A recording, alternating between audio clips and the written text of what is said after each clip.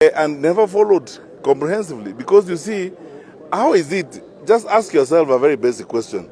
All Saints Cathedral is in the capital city of our country. How can people beat up thugs, criminals, beat up people even into All Saints Cathedral in the capital city of our country? How can that happen?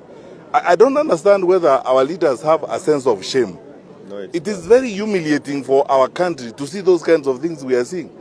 Because we can have political differences will not end, even after the elections next year. We are a democracy. We will always argue. We will always have differences of opinion. But we should manage ourselves responsibly.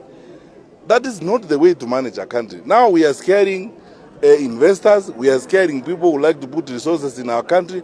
How on earth are we going to generate employment if we don't manage these things? And you cannot tell me, I have been a minister of security, you cannot tell me that the elaborate security infrastructure we have in the country does not know what is going on. Somebody is looking the other way.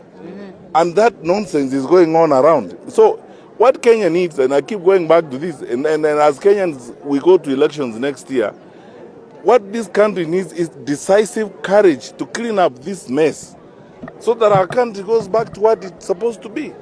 Because in this day and age, how can you have people with rungus running around in the capital city of our country?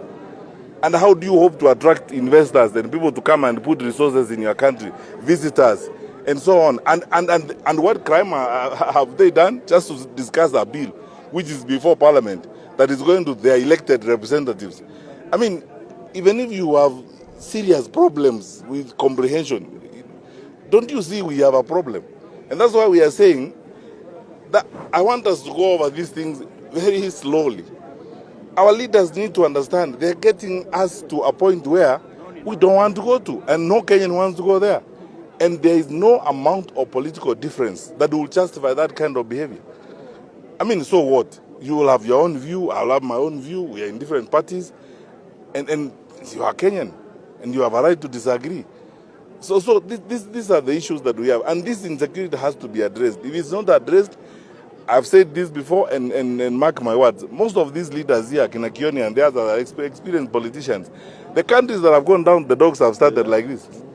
And maybe, sir, maybe could be this by, they are doing this by design, maybe prior to the general election. It is by design to cause fear. It is by design to intimidate Kenyans and to begin to instill fear so that people don't express themselves. I was in Kisi last week. The kind of madness going on there is shocking.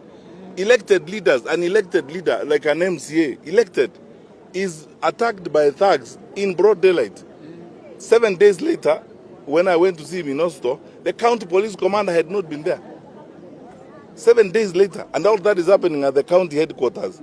What would the county commander be doing better than going to see that guy who has been attacked, who is in Osto, and looking for those thugs? In a small place like that, do you want to actually tell me that our police service with its capacity cannot root out this?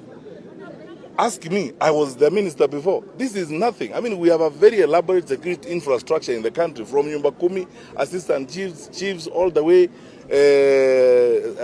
sub-county security committees, county security committees, regional security committees. We have sufficient capacity to deal with this. The fact that it's not being dealt with is deliberate. Thank you. His Excellency.